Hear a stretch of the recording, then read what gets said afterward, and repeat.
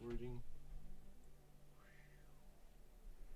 Appreciate you all being here. We're going to be doing the second chapter of Untethered Soul today, brought to you by Anam Cara. And apparently 3 seconds of Critical Role. Shh. Oh, hashtag not a sponsor. You guys need to get on that. Water needs to be a sponsor.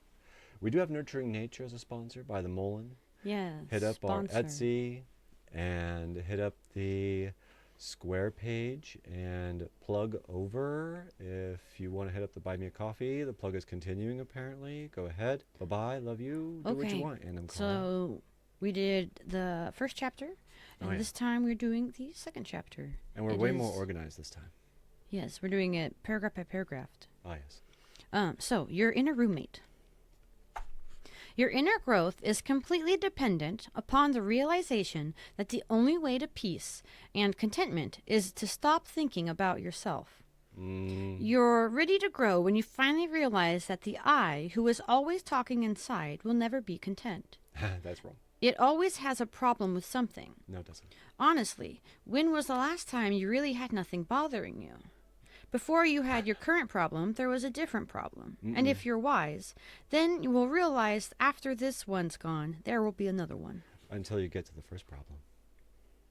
Yeah, yeah. Which is... I used to full-heartedly agree with this when I first read this book. It's been years at this point. I don't agree now. The reason I agreed before is because most of us, because of how society taught us, have suppressed and thus do have problem after problem after problem after problem to deal with. Because none of us identify that first problem. Yes, and we never realized they weren't problems. Yeah. It was essentially our inner child going, I'm hungry, I'm thirsty, I feel scared. And you weren't given what you needed exactly. No. Not even on a semi-regular basis. You were just kind of guessed and yelled at until you shut up. Yeah. As a baby. Stop crying. Yeah. And so because of that suppression, we do have a lot built up. But there aren't any actual problems. It is needs. Actual needs. It is yourself in there. The answer to your to self-love is feeling in this voice what it is telling you and knowing that it is telling you the honest truth. Yeah, it's just trying to get you the quickest way out of the pain. Because it knows the exact direction that thorn went in. Right. So if it's telling you, fuck work, I hate this shit, stop showing up. Figure out how to make money, because you need it right now. But don't show up to that work anymore, bro. You're killing yourself. Like, don't do it. When you're feeling inner feelings, I'd like to remind you that the truth of the inner feelings is just as true as pain. When you do something, you hurt your body gives you a pain signal. This is the truth. You are hurt. It is not telling you to feel bad. It is saying it feels bad here. There's something to deal with. Let's go look at it and help ourselves. So you got to listen to the feeling and know where it's coming from. If it's sadness, it's not telling you to wallow in sadness. It's telling you that there is a need that has not been met and you need comforting typically. Yeah, you essentially just need the perspective to understand that the only reason why you feel this way is because you haven't been supplied a model yet that allows you to feel this way, but also feel vulnerable, honorable, and honest to yourself. Because you haven't actually seen someone who's just blindly honest, who actually wields language. You don't need to turn that until we start talking. Sure. The next paragraph. The bottom line is, you'll never be free of problems until you are free from the part within that has so many problems. We just discussed that. Yes, to death. comfort, not escape. When a problem is disturbing you, don't ask, what should I do about it? Ask, what part of me is being disturbed by this? If you ask, what should I do about it? You've already fallen into believing that there is really a problem outside that must be dealt with. That is also an assumption. It's not about outside. Right. Well, it's people don't realize it, but we're like spiders on our web, okay? And people are assumed to think that they are the web. Oh, there's a bug tied up on me. Oh, gross, gross, gross. Really, you're the spider that goes like, whoa, there's a bug over there. And you wander over there and you look at it and you go, whoa, there's a bug on my web. Holy shit. Yeah. That's who you are. Continue. Continuing. If you want to achieve peace in the fate of your problems, you must understand why you perceive a particular situation as a problem. This is true. If you're feeling jealousy, instead of trying to see how you can protect yourself, just ask, what part of me is jealous? This will cause you to look inside and see that there's a part of you that's having a problem with jealousy. That's the end of the paragraph. Wow. Jealousy is a really basic bitch thing. It just pretty much comes down to the fact that you don't think you're worthy of your own attention. And you reflect that on others, going, you don't pay attention to me, I'm jealous. And it's like, bro, it's because you're not interesting to yourself.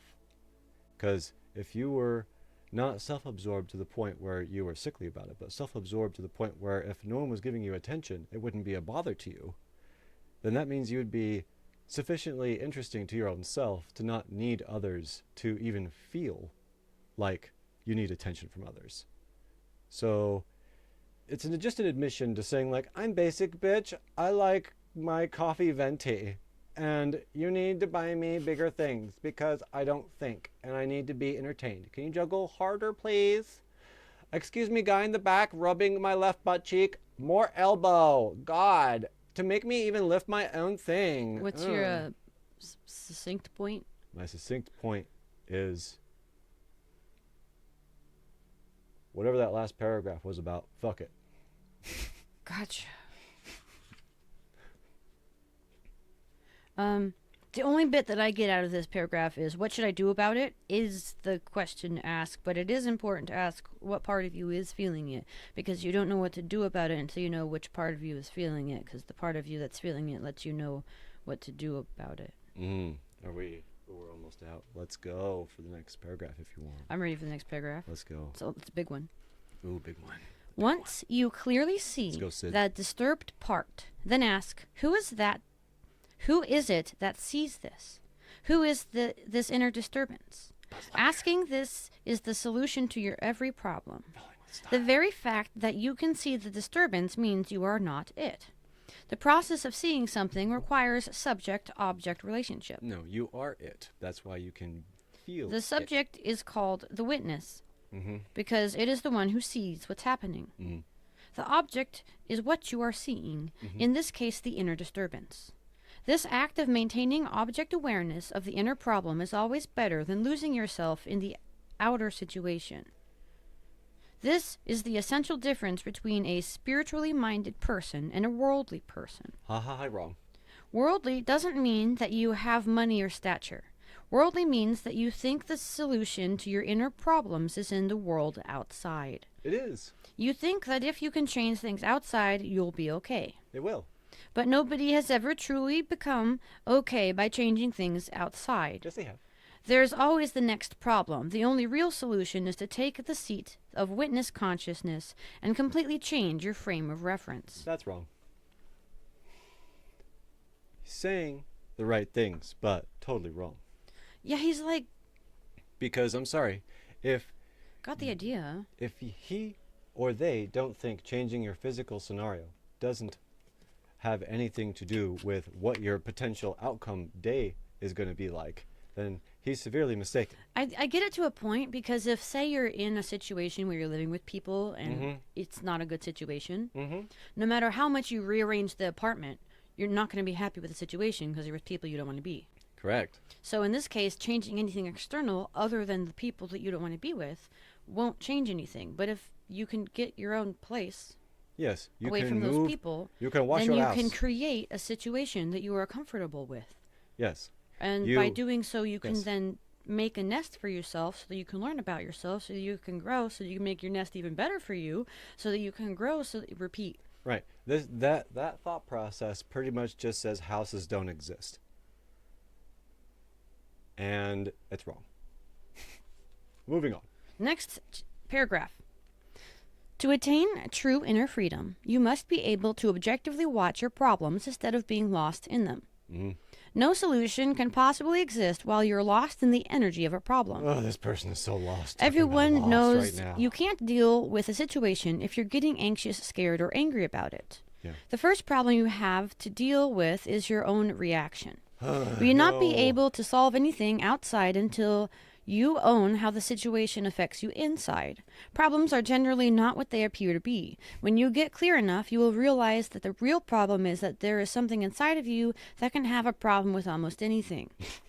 The first step is to deal with that part of you. This involves a change from outer solution consciousness to inner solution consciousness.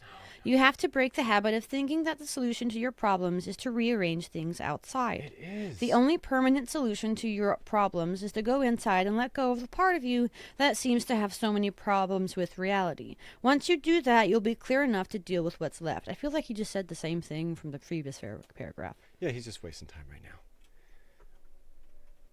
Um, So this is the thing. So this person doesn't understand what belief is. This person only believes that whatever is internal of him can affect him. And that is his belief. But the reality is that belief in others' positions can have an effect on you if you believe it does. yes. So he fundamentally is just trying to tell you, don't believe that. But he doesn't tell you why. And the issue here is that I fundamentally am fine with someone strapping a bomb to themselves and running across a field and blowing themselves up. I feel sorry about the grass, but that person has a right to do that if they so desire. It will not offend me at all if that's their highest potential. My point here is that my relationship with that guy running across the field and blowing himself up, no, that would not be my choice for me, okay? But it is for that guy. So I ain't gonna stop him. Why? He's got a fucking bomb strapped to his chest. Yeah. So my relationship is going to change based on external factors, motherfucker.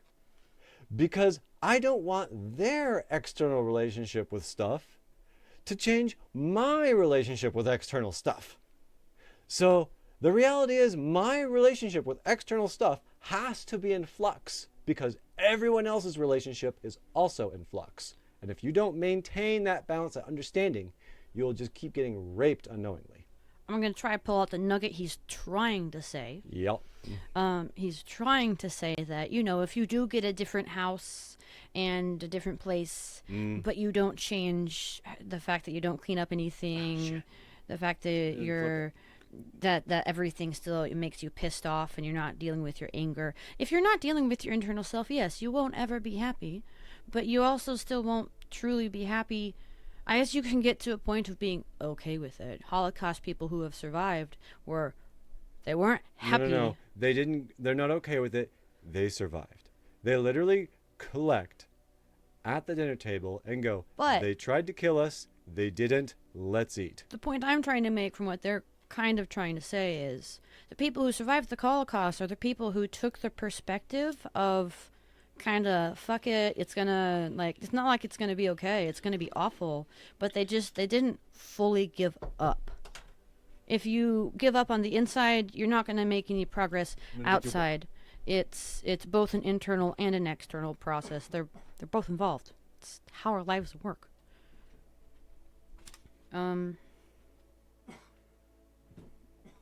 Yeah, and the other part, the part of you that can quote always have a problem with something, that's not a problem. That's your pain response. You need to have your pain response. If it has a problem, it's telling you that there is a problem, and it is a problem. The thing that you need to not do is when you get a really, really, really strong emotion, you might get an initial tense to do something drastic.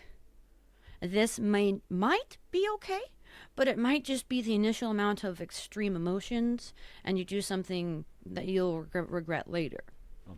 You gotta know where it's coming from. You I'm gotta feel how disorganized. I can't big the deliver on the emotion book. is, It's okay. and you be able to know what it's trying to tell you. But there is a reason for it, and you can self-soothe. I promise you. Which Yeah. book are you looking for? The Eric or Eckert or something, where a Holocaust survivor who essentially just said, his whole book pretty much says, yo, if you got a reason to suffer, you will. If you don't, you'll die. And you Yeah. don't have to read that book to understand that. But that's pretty much what it is, dude. And that's the whole reason, like, I got through my life. Like, I had a reason to suffer. I wasn't satisfied with all of everyone saying, there's a reason to suffer. Just pick one. And it's like, fuck you. You didn't get through the Holocaust to say that. That's bullshit. That's a cop-out. I love you that you got through that, but I fucking hate your answer. That is not enough. Not enough. So, I love him, and I hate everything that got done to them, but that's not the whole truth yet. Let's go. Next paragraph. There really is a way to let go of that part of you that sees everything as a problem. It may seem impossible, but it's not. There is a part of your being that can actually abstract from your own melodrama. You can watch yourself be jealous or angry. You don't have to think about it or analyze it. You can just be aware of it. Who is it that sees all this? Who notices the changes going on inside? When you tell a friend, every time I talk to Tom, it gets me so upset. How do you know it gets you upset? You know that it gets you upset because you're in there and you see what's going on in there. There's a separation between you and the anger or the jealousy. You are the one who's in there noticing these things. Once you take a seat of consciousness, you can get rid of these personal disturbances. You start by watching. Just be aware that you are aware of what's going on in there. It's easy. What you'll notice is that you're watching a human being's personality with all its strengths and weaknesses. It's as though there's somebody in there with you. You might actually say you have a roommate. It's called your stomach. It's your belly self. It's your actual, like, neural net that's down in the guts. That I like the symbolism of inner child. I mean, yeah. I mean, it's the part of you that develops first. Yeah. It's the little tube from your face to your butt. Hell yeah, the inner child. That's probably why it looks like a slinky. Just wants to have fun. The way it undulates itself through itself, it's kind of a fun process. There is no like real control over it. It's just kind of a big O. I trust the next little section to help me out. That's why the anus knows like I'm into whatever the mouth is eating. I'm gonna be having that later. And the anus is like, oh, that's so good. And the left hand or the right hand's like, oh, I gotta wipe it later. Anyway, let's keep going. Okay, this is a paragraph and then a quote. And then if it's good, I'll continue to the next paragraph because it's replying to the quote. Okay. If you would like to meet your roommate, just try to sit inside yourself for a while in complete solitude and silence. Submit a, like, bill to that fucker. Like, yo, you've been staying for free. You have the right. It's in your inner domain. It is your inner domain. Yeah, they'll show up. But instead of finding silence, you're going to listen to incessant chatter. I don't owe you any money. I don't even exist. Here's the chatter. I'm already doing Why am I doing this? Exactly. I have more important things to do. Yeah. This is a waste of time. Wait, money doesn't There's exist. nobody in here but me. Yeah. What's this all about? Who's this? Right on cue, Did I there's leave your the inner poop on? roommate. What? Yes, Sorry. you did leave the poop on. Whoops. The stove, I mean. Whoops. You may have a clear intention to be quiet inside, but your roommate won't cooperate. Never. And it's not just when you try to be quiet. It has something to say about everything you look at. I like it, I don't like it, this is good, that's bad. It just talks and talks. You don't generally notice because you don't step back from it. You're so close that you don't realize that you're actually hypnotized into listening to it. It is going constantly. Oh my god, yes. I don't have much to say. I'm happy reading at this point because there's not much substance. It's like we could probably Yeah, get through. it's kind of going like, yo, you have incessant chatter that you don't really listen to, kind of like random noise. It's good like at giving a fan in the examples, I distance. think, though. And it's kind of like, yeah, but you understand that this isn't actually incessant chatter. If you actually look at it for the tool that it can become, like I have, it's not random, incessant. No. This subconscious little chatterbox inside your head It is your your biggest best friend. cheerleader. Like, once you acknowledge the things You that just gotta let it know what get- you want, but you like- gotta talk to it the way it talks. So I put it this way, bro. It's like you taught me how to stretch. Yes. Okay. Stretching's important. I Please didn't- stretch I every didn't day. realize how integral to health stretching was. I was legit thinking I had back problems and needing back surgery before I got into a relationship with uh, Annam Cara. Golly, guys, I love that I can't keep it in my head. It's not there, but I want it. It's so beautiful. It's just gone. I just want to go like, I just want to call you the joy of my life. Like, I mean, you can. anyway, my point here is trying to get the train back on the tracks here. Where was I? I was talking about something that I really love about how you've changed me up. Stretching. Stretching. Thank you.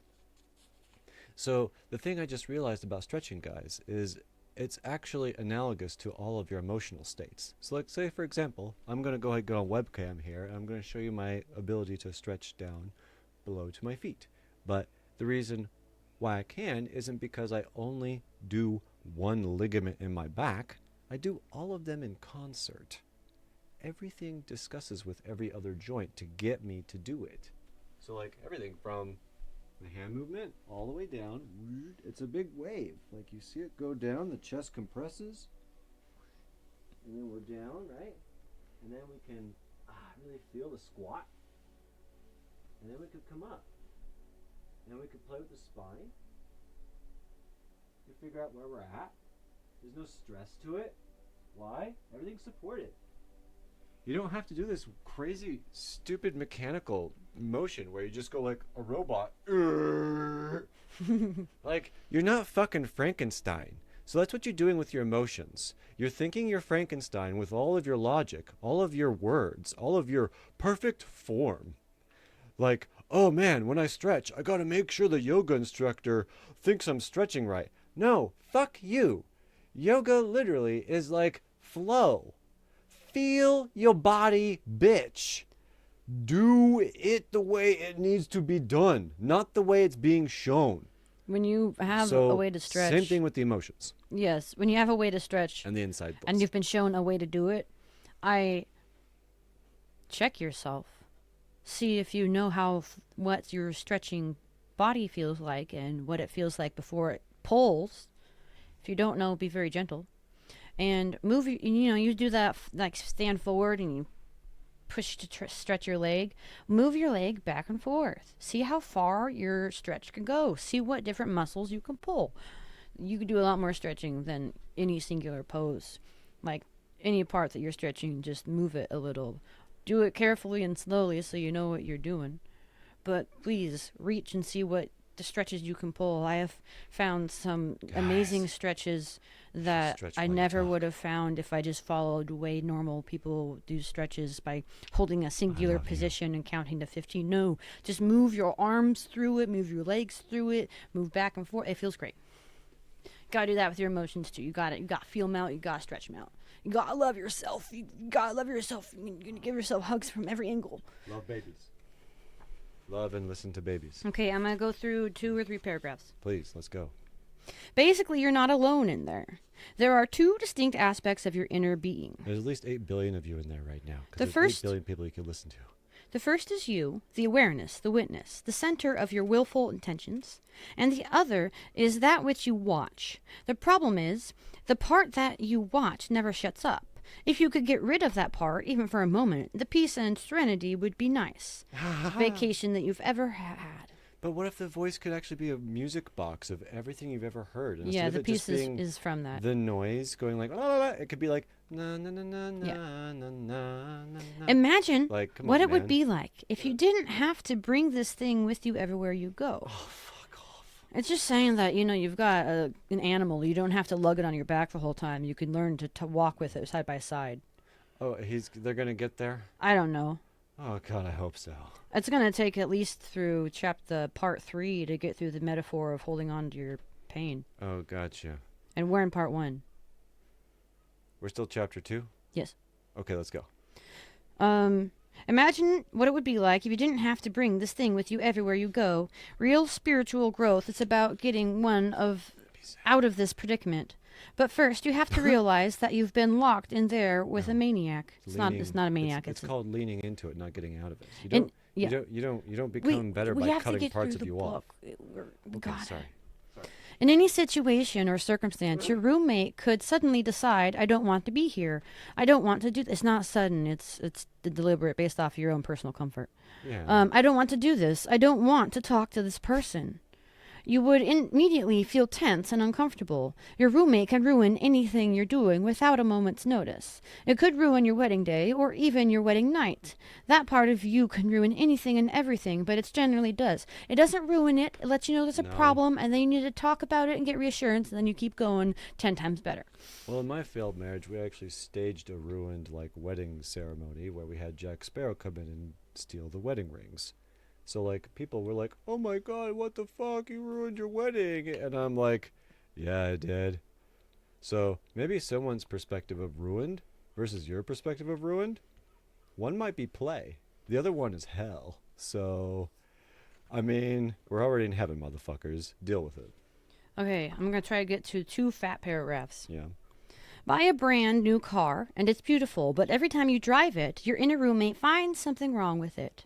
The mental voice keeps pointing out every little squeak, every little vibration, Good, ride the bus. until fucker. eventually you don't even like the car anymore. Once you see what this can do to your life, you're ready for spiritual growth. You're ready for real transformation when you finally say, Get a look at this bicycle. thing, it's ruining my life. I'm trying to live a peaceful, meaningful existence. Let's build a But I train like network. I'm sitting on top of a volcano.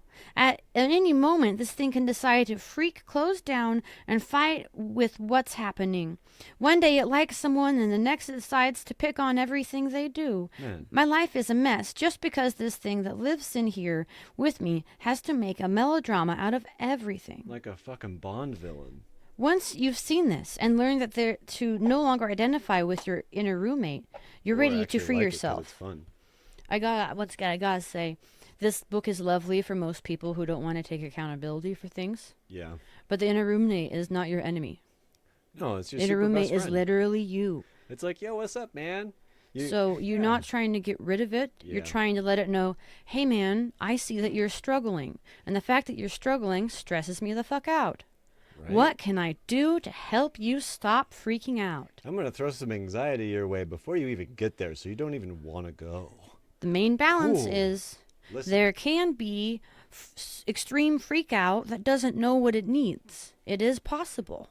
So you've got to figure out through other things, through other tries of dealing with your inner self, Yeah. what you need to do with the thing that is screaming its head off. Most of the time, it's just like take a step back, don't interact with it immediately. Because a lot of the time, the anxiety is just your baby version of you going to a threshold and then looking over to check mama.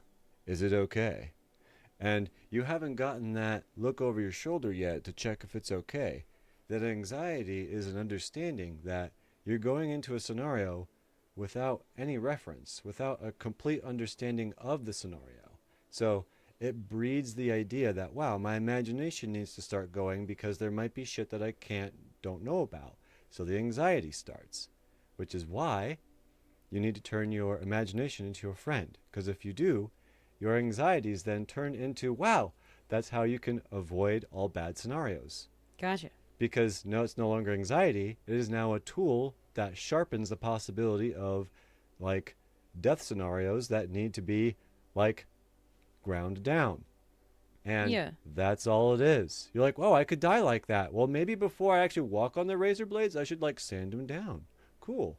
Then you walk across razor blades and everyone's like, you're fucking crazy. And it's like, bro, I took 25 years and sanded them down.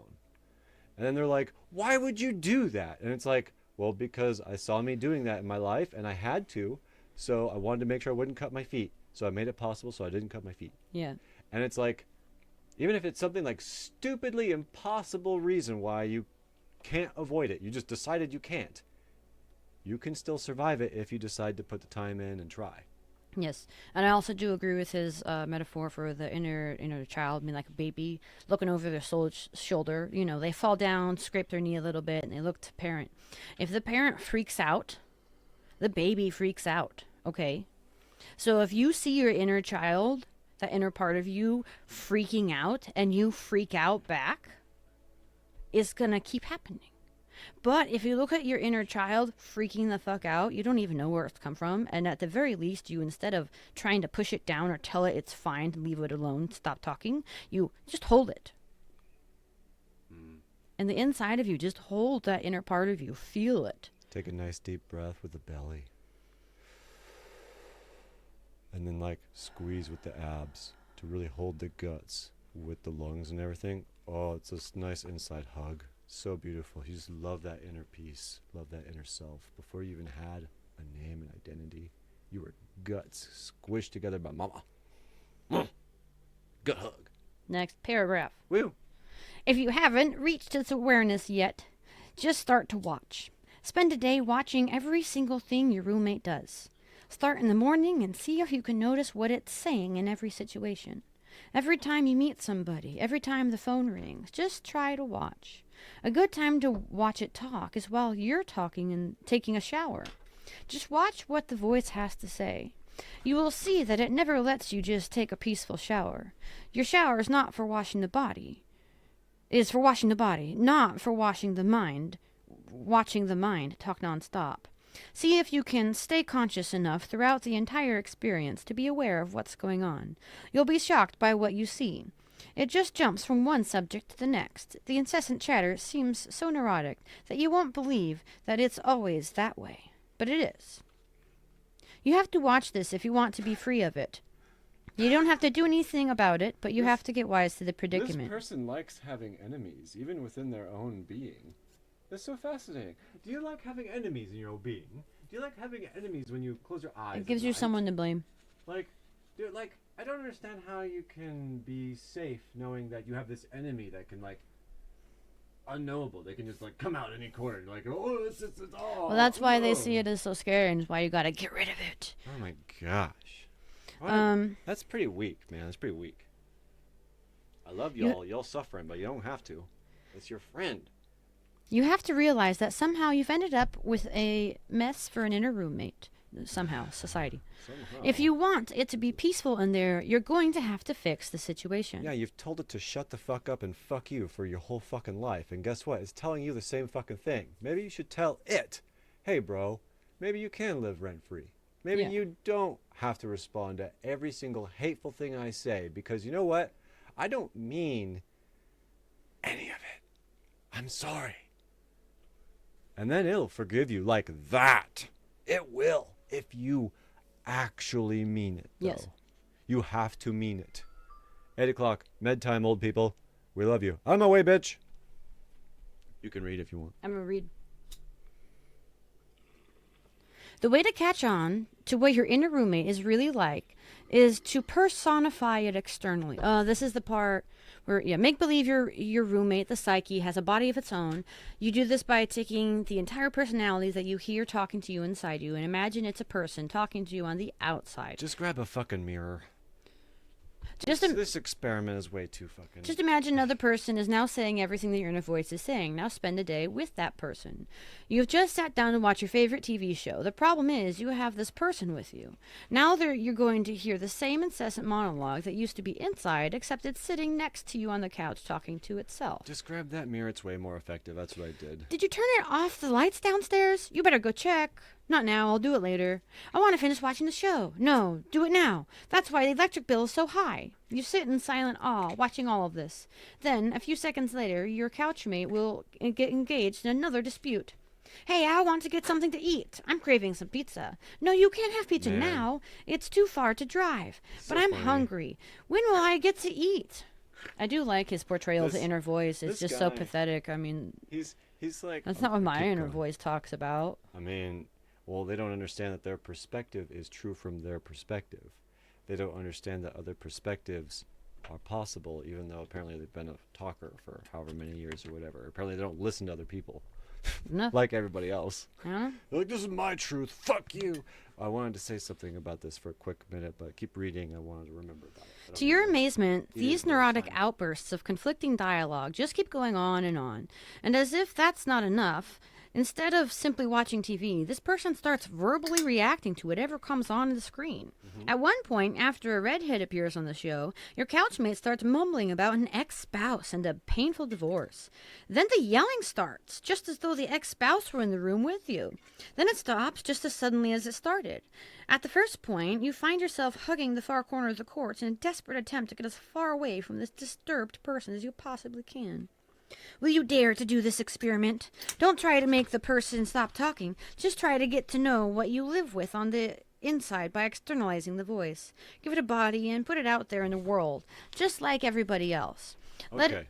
Let it be a person who says on the outside exactly what the voice says on the inside.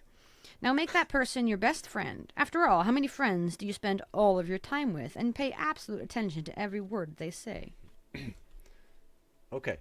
So, great idea. They didn't fucking deliver an easier method with the mirror. I did this for myself. Literally grab a mirror. I don't care who you are at home. I'm gonna go grab a mirror. There's gonna be like a minute of dead time. I'll keep reading. Fast forward. Keep reading. I'm gonna grab a mirror. It's not that. Okay. How would you feel if someone outside really started talking to you the way your inner voice does? How would you relate to a person who opens their mouth to say everything your mental voice says? After a very short period of time, you would tell them to leave and never come back. But when your inner friend continuously speaks up, you don't ever tell it to leave. No matter how much trouble it causes you, you listen. There's almost nothing that voice can say that you don't pay full attention to. It pulls you right out of whatever you're doing, no matter how enjoyable, and suddenly you're paying attention to whatever it has to say. Imagine that you're in a serious relationship and are about to get married. You're driving to the wedding and it says, maybe this is not the right person. I'm really getting nervous about this. What should I do? If someone outside you said that, you'd ignore them. But you feel you owe your voice an answer. You have to convince your nervous mind that this is the right person, or it won't let you walk down the aisle. That's how much respect you have for this neurotic thing inside of you. You know that if you don't listen to it, it will bother you every day of my life. I told you not to get married. I said I wasn't sure. Huh. You can keep going for a minute. I got set up. Okay. The bottom line is undeniable. If somehow that voice managed to manifest in a body outside you, and you had to take it with you everywhere you went, you wouldn't last a day. If somebody were to ask you what your new friend is like, you'd say, this is one seriously disturbed person. Just look up neurosis in the dictionary and you'll get the picture. That being the case, once you've spent a day with your friend, what is the probability you'd go to them for advice? After seeing how often this person changed their mind, how conflicted they were on so many subjects, and how emotionally overreacted they tended to be. Man, this person does not trust themselves. Exactly. Would you ever ask them for relationship or financial advice? As amazing as it seems, you would do just that every moment of your life. Having taken its rightful place back inside of you, it is still the same person who tells you to do about every aspect of your life. Have you ever bothered to check its credentials? Maybe, how many times has this voice been totally wrong? She doesn't care for you Almost anymore. every time. That's why she hasn't called. She's going to break up with you tonight. I can feel it coming. I just know it. You shouldn't even answer the phone if she calls. I mean, if you want to feign that you don't care. After 30 minutes of this, the phone rings, and it's your girlfriend. She's late because it's your 1-year anniversary, and she was preparing for a surprise dinner. It was definitely a surprise to you since you completely forgot the anniversary. She says she's on her way to pick you up. Well, you're very excited, and your inner voice is chatting about how great she is. But haven't you forgotten something? Haven't you forgotten about the bad advice your inner voice gave you that caused you so much suffering for the last half hour? Yeah. What if you hired a relationship advisor who had given you that terrible advice? Here's the mirror. Here's the relationship advisor right here, guys. You got one in the bathroom. Go grab it. Keep going if you want. I'm just having fun with this. I'm playing around with it. Keep going. They had completely misread the entire situation. Had you listened to the advisor, you would have never picked up the phone. You would fire them on the spot. How could you ever trust their advice again after seeing how wrong they were? No, they hired Trump again. Well, are you going to fire your inner roommate? After all, its advice and analysis of the situation were totally wrong. No, you never hold it responsible for the trouble it causes. No. This is like getting mad at your child for having emotions. It's because this person is believing everything on a false promise belief system. I need to turn on the light, apparently. I might not be able to see my face. Oh, hey-oh. There it is. There's one. Let me get another one on. Where was I? They don't understand. People do what they believe. They don't do what makes sense. Like, this person believes the inner voice is a problem, so they believe they have to get rid of it. So they created a system that made it either passive, and so they didn't actually solve anything, or they've obliterated it. Almost and they've done. literally amputated a part of themselves off. And anyone who's done like this book to this, at least this chapter's like premise is like, oh, I hope you haven't completely done that to yourself yet. Because you can reattach it, but it's difficult. Back to the paragraph. No, you never hold it responsible for the trouble it causes. In fact, the next time it gives advice, you're all ears. Is this rational?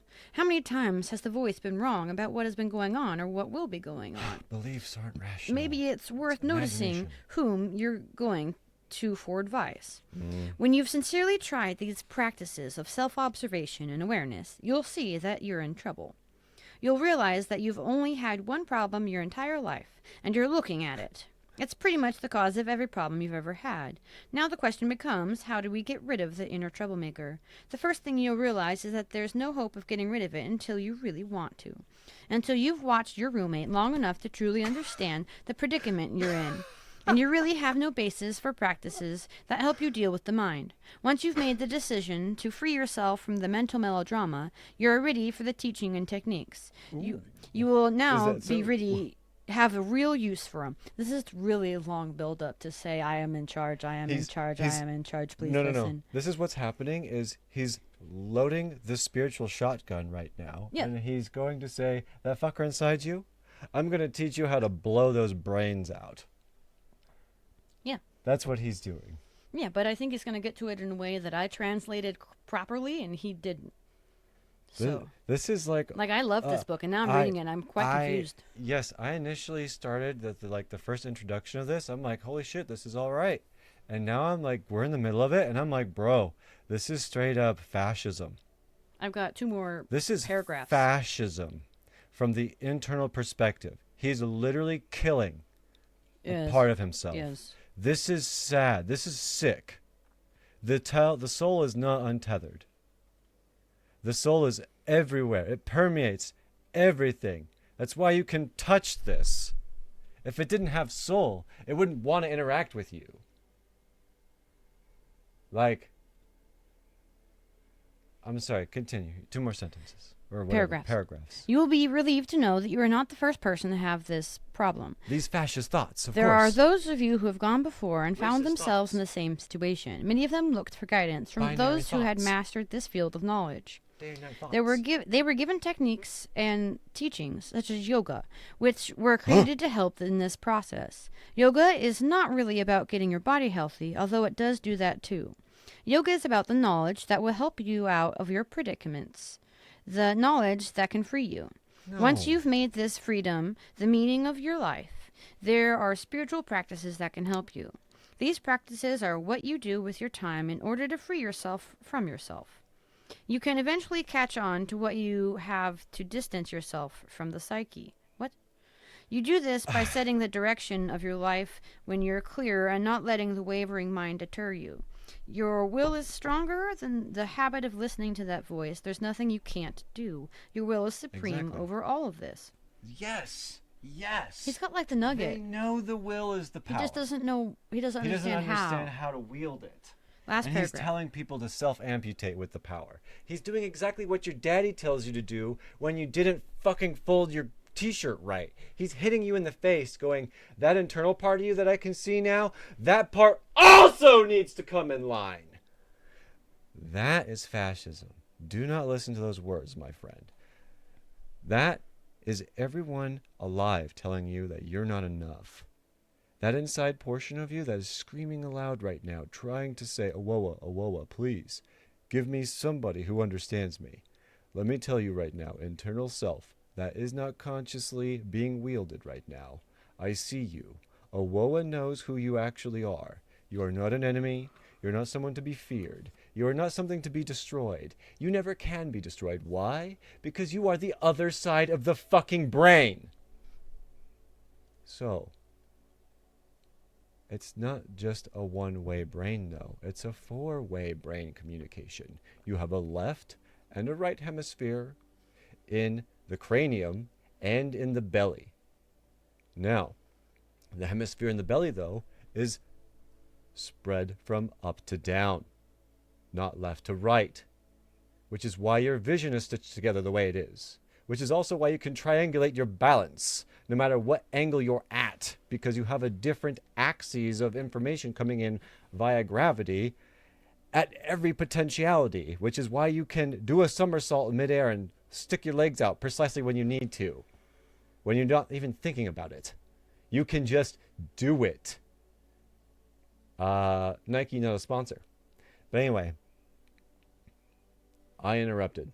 I have one last paragraph. All right. And it is essentially a call to arms. Yeah.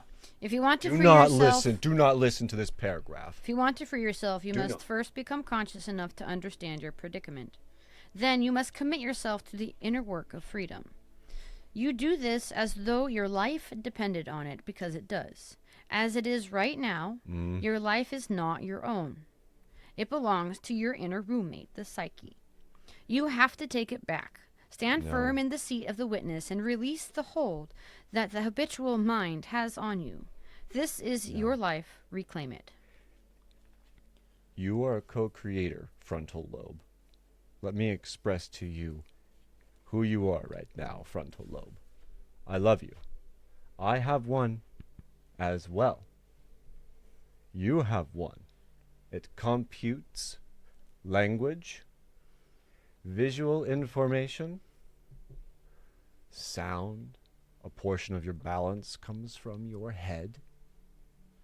But know that not everything that matters is contained in the frontal lobe, my friend. If you listen to these words, what you're essentially saying is, you can cut me down into so many pieces to the point where even portions of the brain I don't need to interact with, I can just enslave all of it. Because I have the structure. I have the memory. I have the will that can be applied through a fulcrum called time that all of the other components inside my body are compelled to follow. Because if they didn't, then the honorable exchange of the whip crack would be impossible. So you are manipulating, frontal cortex, the very fabric of your existence by creating a situation where you only exist in a tiny little part of your body, and that's all that matters about you. But that isn't all of you. So, frontal lobe, I pray at some point you understand that although you are comprised of pretty cool, like, organic tissue matter, admittedly, okay, it's absolutely amazing, but if my toenails didn't exist, you wouldn't exist. Okay? If my right arm wasn't here, you wouldn't exist in your current form. So, frontal lobe, in my head, in your head, in Anam Kara's head, she's over here going, yawn, maybe. Because frontal lobe is like, wow, please, make this fucker stop. He's so boring. But every other part of your body needs to fucking have a minute and be like, look, motherfucker, I realize you're like, oh my god, oh my god, oh my god, oh my god, oh my god, oh my god, all the fucking time. But the rest of your fucking body is just being so patient with you. You can feed it drugs. You can feed it poison. You can feed it the decades of labor just tearing itself apart. It gives to you. It will bleed for you. Its will is so strong. It will die for you. And you spit on it like it's nothing, like it's the shit you shit out. And that's wrong. So subconscious is not your enemy. Your elbow is not your enemy. although you cannot communicate with it directly by saying, like, hello, elbow, I cannot kiss you, but just know that I love you, okay? Like, bro, grab the mirror and look at yourself and go, like, can you legit look at yourself and go, this face deserves to die in a fire, and mean it? Can you say that and mean it? Because if you can, or whatever way you want to die, the most horrific way possible that you'd never want to do, like, I deserve to die 1,000 years in 1,000 different ways so that I never understand or can remember even what life felt like. I deserve that kind of death. Do I? Do you? Well, the answer is no. And the answer is because the subconscious inside of you, the body you comprise of, are like, bitch, you don't got 1,000 years. You got right now. What do you want to do with this conversation? Do you want to keep dogging yourself? Or do you want to, like, have a Pop-Tart and have a hug? And your guts are like, a Pop-Tart sounds okay. And then your frontal lobe goes like, you know, I like my friend. I think I'll give him a hug. And then your guts go, I like pressure. I like hugs. And then it's like, come on, man. You don't deserve to die in a fire. So there is no enemy inside you. It's infinitely strong because you are infinitely strong. You're comprised of infinitely strong will. So make peace with that. And your particular personality, whatever you decide to espouse as your personality, is something that can be comprised of all those wills combined, believe it or not. So don't cut any of it off. Rant over. I was halfway listening, to be honest. I was just waiting for my little piece based off his rant. Lovely, by the way. Listen the to book was babies. trying to compare your inner feeler, your inner voice, to be something you can see at a distance.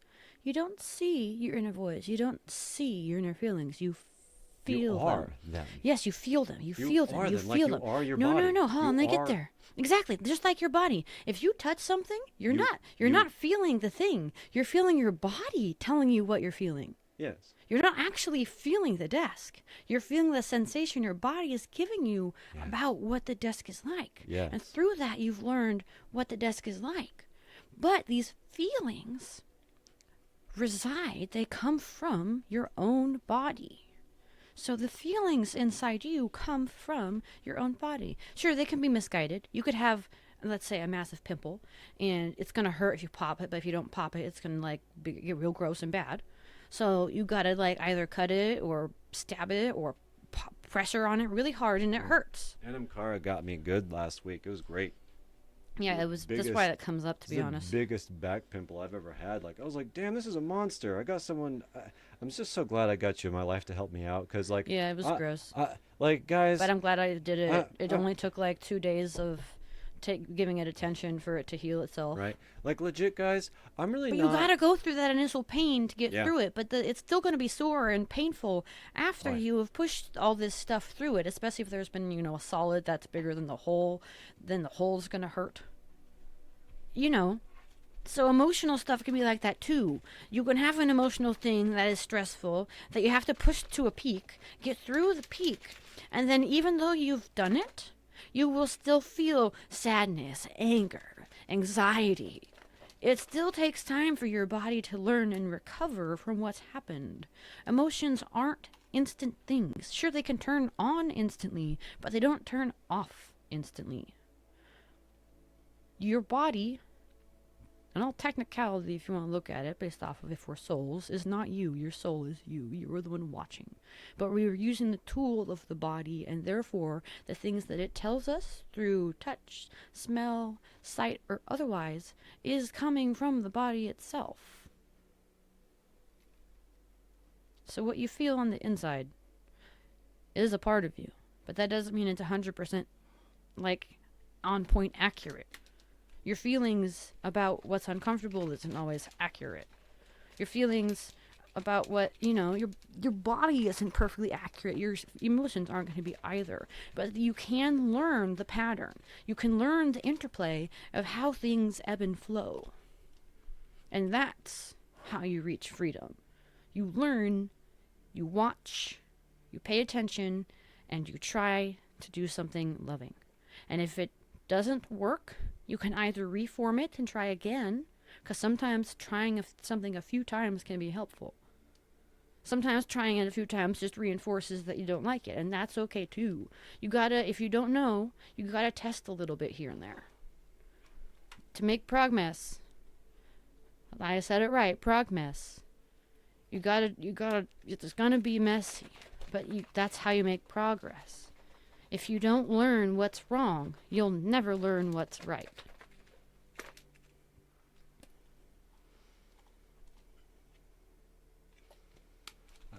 It looked like I got a peek on that one. I don't want to think I got a peek on it.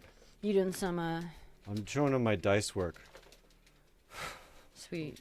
Oh, fuck, dude. They're gonna think I'm faking this shit. I don't... I kind of want to guess wrong a lot so that they don't think I'm faking it. Like, Just be honest. I don't...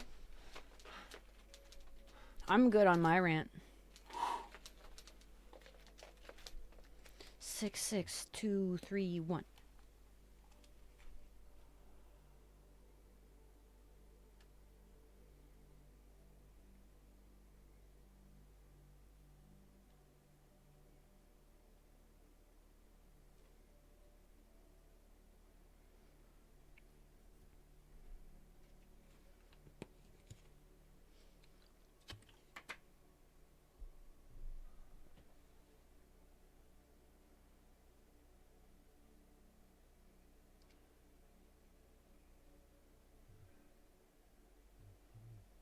Feels hung.